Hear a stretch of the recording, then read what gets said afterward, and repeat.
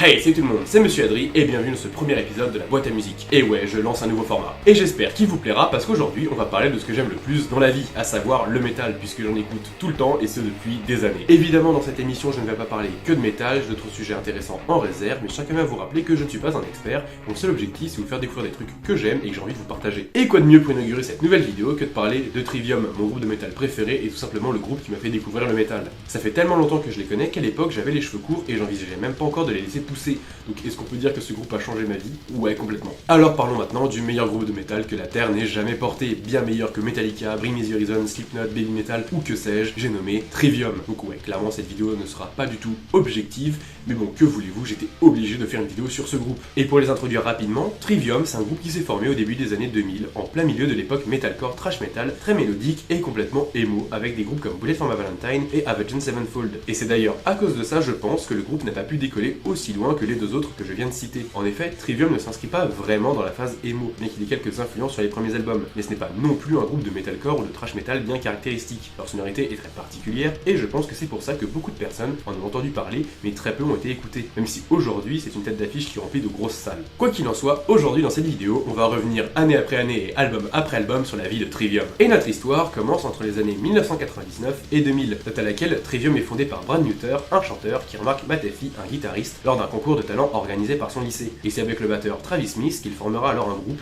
sous le nom de Trivium, fortement influencé par le metalcore, le death metal mélodique, sans oublier le thrash metal, notamment avec le célèbre groupe Metallica. Et vous allez voir que Metallica aura une place assez importante dans la vie du groupe, tout d'abord car c'est grâce à une reprise de Metallica que Matt Effy s'est démarqué, précisément avec le morceau No Leaf Clover, mais aussi car le groupe va notamment s'entraîner sur des morceaux de Metallica. Mais très rapidement, Brad Nutter, le chanteur, quitte le groupe et c'est Matt qui prend la décision de se mettre au chant. Et heureusement, car ce qui démarque principalement Trivium des autres groupes, c'est cette voix assez particulière et surtout le type de chant. En effet, dès le premier album, Humber to Inferno, sorti en 2003, Matt s'amusait déjà à mélanger et alterner des parties chantées d'une voix plutôt claire, bien que tout de même assez saturée à la manière du thrash metal old school, avec des parties chantées plus mélodieuses, des chœurs et surtout beaucoup de phrase scream très agressifs et hargneux, ce qui approfondit encore plus l'aspect metalcore, voire emo de cet album. Puis on remarque aussi directement les thèmes évoqués par le groupe, des textes qui parlent du gouvernement et de notre société, et d'autres plus abstraits avec des histoires dans un registre que je qualifierais de fantasy, mais toujours avec cette bonne dose de violence. Puis musicalement, on retrouve déjà notre son de guitare très influencé thrash metal, avec ce petit aspect un peu moderne qui rappelle encore une fois le metalcore. Et surtout cette basse bien lourde et très présente, car dans Trivium la basse c'est important,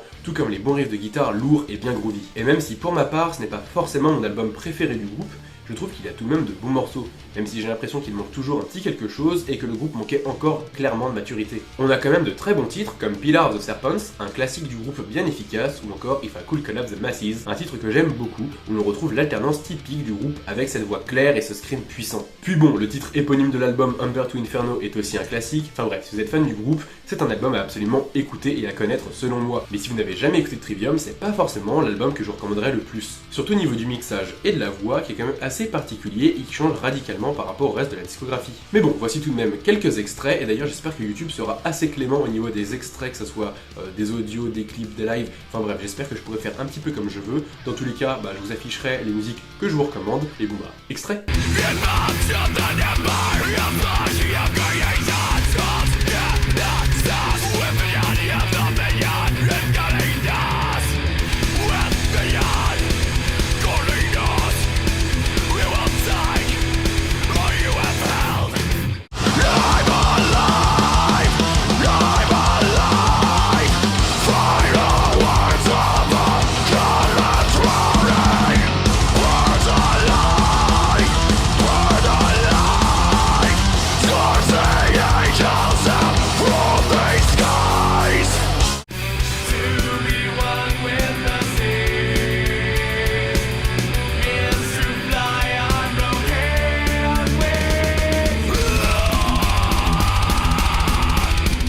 Et si Trivium nous avait déjà pondu un assez bel album avec Humber to Inferno, il y a deux nouveaux membres qui vont s'ajouter juste après et qui vont clairement changer la donne. Pour le premier, il s'agit de Corey Beaulieu, qui viendra prendre le rôle de guitariste aux côtés de Matt. Il ne va pas apporter que de la guitare, mais aussi de la voix, et plus particulièrement un espèce de mélange entre le phrase scream et le growl, beaucoup plus grave que Matt. Ils vont ainsi se compléter et proposer une plus grande variété vocale, notamment en live, où Matt peut chanter en chant clair pendant que Corey hurle, et voire même mélanger un phrase scream plutôt aigu avec un growl plutôt grave. Mais ce n'est pas tout, car si vous vous souvenez, j'avais dit que dans Trivium, la basse c'était important. Et pour cela, c'est Paolo Gregoletto qui va prendre la basse et nous fournir des mélodies sur sa basse à 5 cordes. Mais pas que, puisqu'il va également chanter. Mais cette voix, uniquement en chant clair, on l'entend bien plus en live que sur les albums, même si ça reste tout de même assez discret à chaque fois. Ça apporte une plus grande variété dans les chœurs et surtout ça permet encore une fois en live de pouvoir chanter toutes les parties vocales sur scène sans avoir besoin d'utiliser des bandes. Et c'est ainsi que pour moi et beaucoup d'autres que la véritable forme de Trivium prend vie. Et en 2005 sort le chef-d'œuvre Ascendancy, le deuxième album studio du groupe. Et mon dieu mais quelle claque dans la gueule. Déjà on t'ouvre l'album avec une petite piste instrumentale plutôt ambiante pour te mettre dans l'ambiance justement, qui fait un peu partie de la marque de fabrique de Trivium, puis ensuite on te balance Rain, un morceau qui envoie du steak, suivi de Paul Harder and the String of Your Martyr,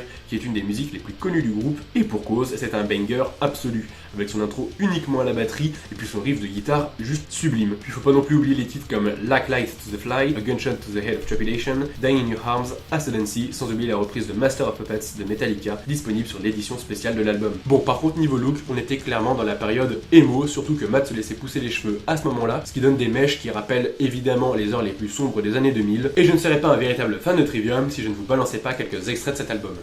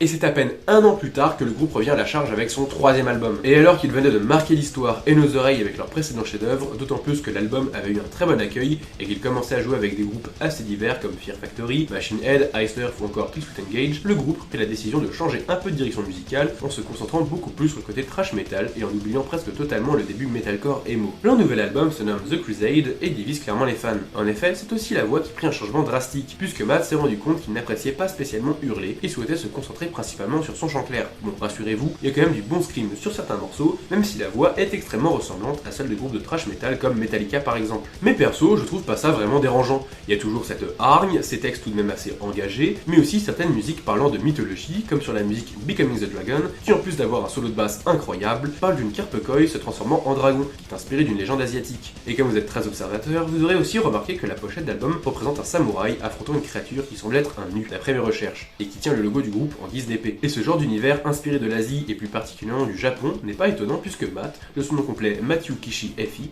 est originaire du Japon, même si selon Wikipédia, il n'y est pas resté très longtemps. Également un grand passionné d'arts martiaux, à tel point qu'en 2016, il a décidé de faire une pause pour mieux s'y consacrer. Mais bon, revenons à nos moutons. L'album contient tout de même d'excellents morceaux comme Anthem Where's the Fire, Unsanest Will Sear, Becoming the Dragon, To the Rats, Fred the Flood et surtout The Crusade, un morceau entièrement instrumental, qui me rappelle énormément certains morceaux instrumentaux de Metallica sur les premiers albums, et que je trouve très joli en plus d'avoir de super solos. Et je pense d'ailleurs que c'est un très bon album pour découvrir le groupe, en particulier pour les personnes qui ne sont pas forcément habituées au scream ou qui n'aiment juste tout simplement pas ça. Alors voici quelques extraits.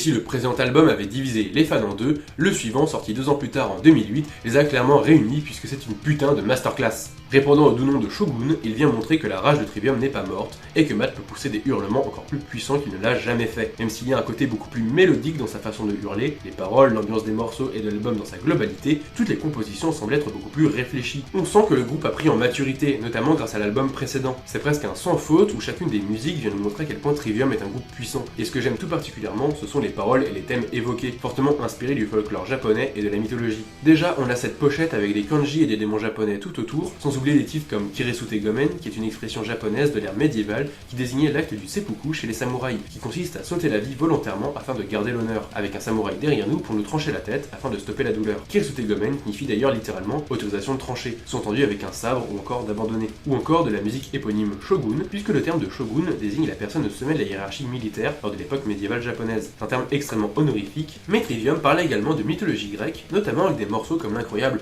Torn Between Scylla and Charybdis, of Prometheus and the Crucifix, la Callisto to a Star Heaven, et bien d'autres. Mais bon, globalement, l'album est un chef-d'œuvre que je vous conseille vivement d'écouter en entier, vous ne le regretterez pas. Et après la sortie de l'album, ils ont fait une tournée incroyable, dont un des concerts est dispo en intégralité sur YouTube, et ils jouent les meilleurs morceaux avec une énergie tellement intense, puis en plus de ça, on voit la magnifique guitare de Matt, vous avez peut-être déjà vu en poster à la Fnac, d'autant plus que pour l'incroyable morceau Pearl Harder and the String of Your Martyr, et oui, encore lui, Matt éclate sa guitare au sol et se jette dans le public pour chanter, puis à la fin il éclate même une citrouille d'Halloween pour la balancer dans le public. Et en plus, c'était la période où Matt et Paolo avaient tous les deux les cheveux longs et headbangaient H24. Maintenant Paolo est devenu chauve et Matt a bien cru que lui aussi il allait le devenir, mais il a commencé à se laisser pousser les cheveux depuis quelques temps. Enfin bref, ce live est juste légendaire, mais avant ça, quelques extraits de l'album.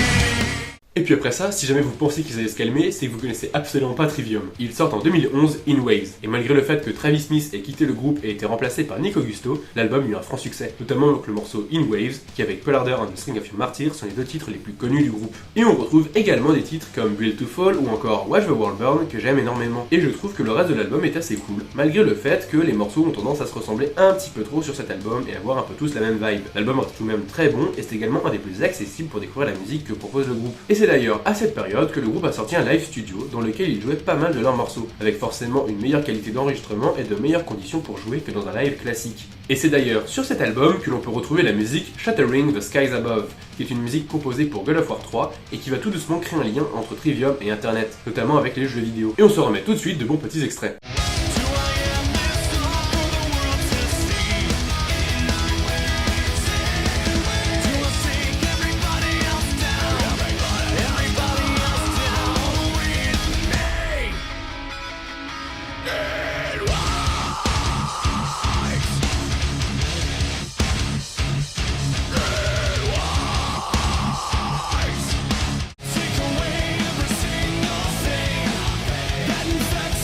Every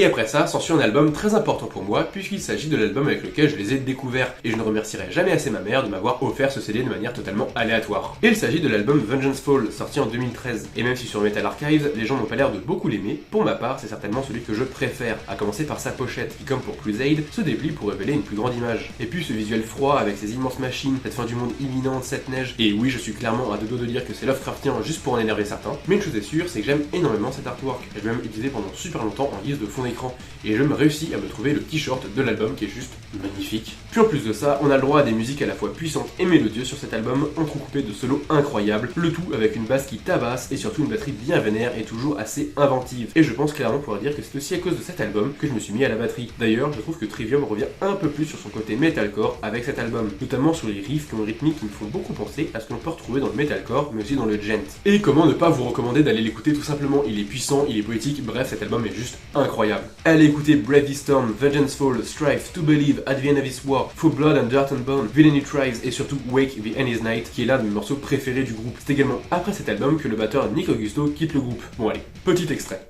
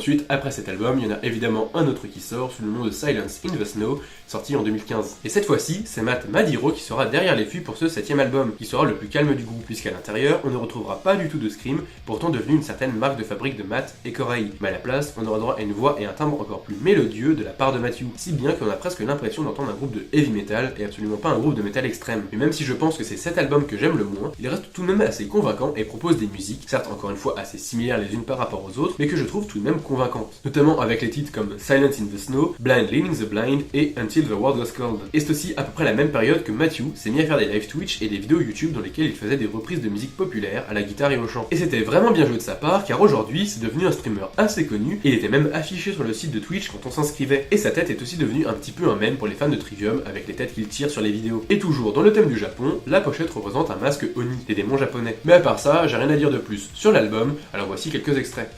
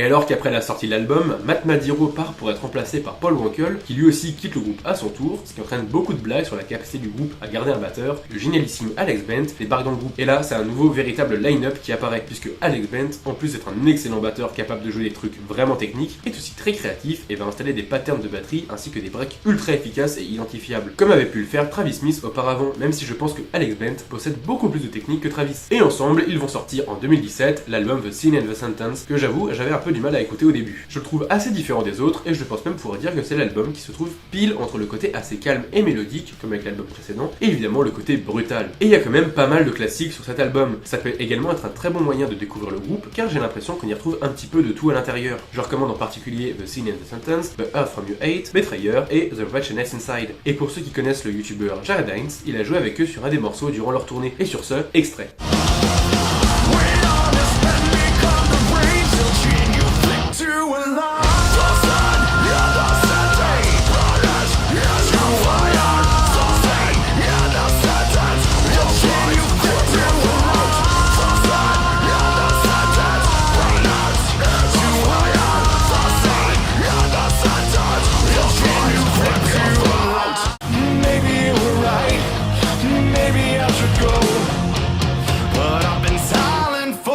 Too long. What will it take to rip the heart from your hate? What will it take? What will it take to rip the heart from your hate?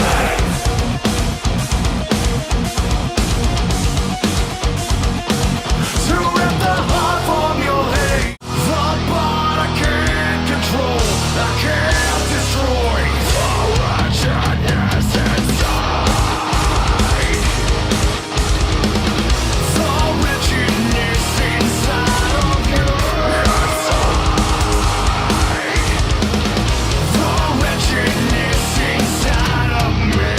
Et puis, après presque 3 ans sans album, ils sortent quelques temps avant la fameuse pandémie, en février 2020, un nouvel album intitulé What the Dead Men Say. Et cette fois, on a le droit à un trivium encore plus technique, avec des riffs incroyables et surtout des mélodies et des phrasés très originaux qui s'enchaînent parfaitement. L'album est technique, il est vénère, poétique, mais surtout il est incroyable. Vraiment, si vous connaissez un peu le groupe, allez headbanger sur cette merveille. En plus, Alex Bent nous fait des dingueries à la batterie. Je recommande évidemment le titre What the Dead Men Say, mais aussi Catastrophics, Among the Shadows and the Stone, et puis tout le reste de l'album. C'est vraiment un énorme banger, et heureusement qu'ils ont pu le sortir avant tout ce qui s'est passé en 2020, parce que je pense que ça leur a permis de décoller bien plus. Allez, petit extrait.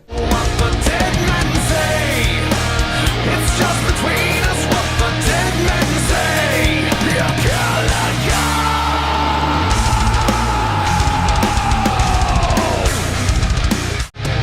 I feel like we're falling a life under son of a reach. I feel like collapsing the arrogant love to our needs. You're a catastrophe.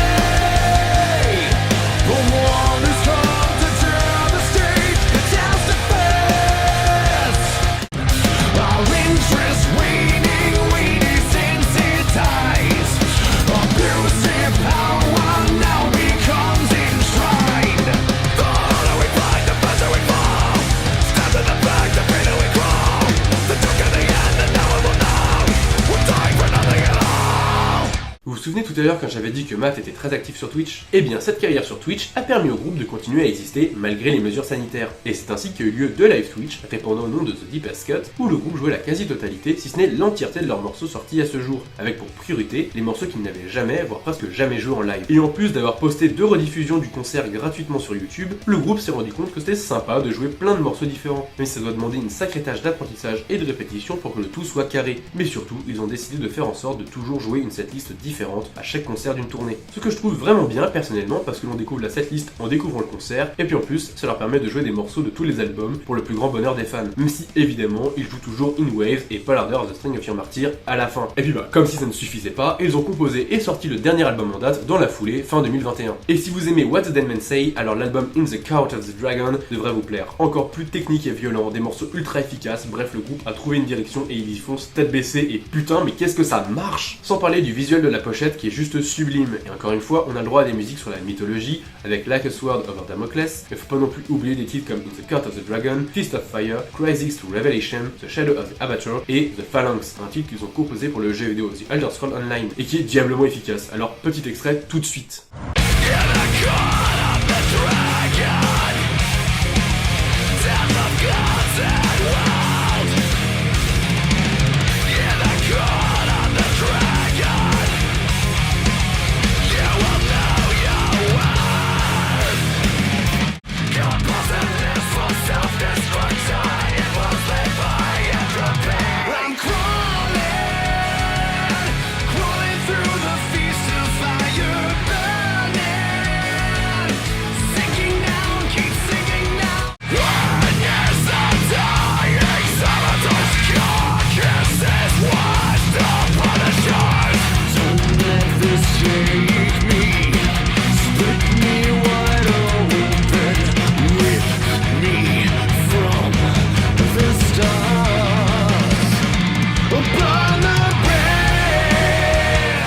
Et quelques temps après, Matt Effy, le chanteur, a décidé d'aller prêter sa voix au jeu vidéo Hellsinger, un jeu vidéo sur le thème du métal dont j'ai déjà parlé sur la chaîne et qui regroupe énormément de chanteurs de groupes différents. Le morceau s'appelle This Devastation et il est juste incroyable, je vous recommande vivement d'aller l'écouter. Allez, petit extrait. Do you feel what I feel? This devastation seems to comfort me. Let this fire's light, let this fire burst into flames. We'll come to torture out. My panic consumes me and burns. Et il a également interprété ce morceau à la Gamescom avec d'autres chanteurs très connus. Et concernant le groupe et son actualité, ils ont terminé il y a quelques temps leur tournée pour le dernier album, tournée qui est d'ailleurs passée en Europe et notamment à Paris, où j'ai pu les voir le 1er février 2023. Et mon dieu, mais quel concert! En première partie déjà on avait Malevolence, suivi de Obituary, et puis en tête d'affiche Evan Shelburne, et évidemment Trivium pour le dessert. C'était un moment inoubliable, surtout qu'un mec a filmé quelques morceaux et les a postés entièrement sur YouTube. Et le gars était juste devant moi, ce qui veut dire que j'ai littéralement une vidéo en super bonne qualité qui représente quasiment fidèlement ce que j'ai vu en fait lors du concert. Alors petit extrait tout de suite.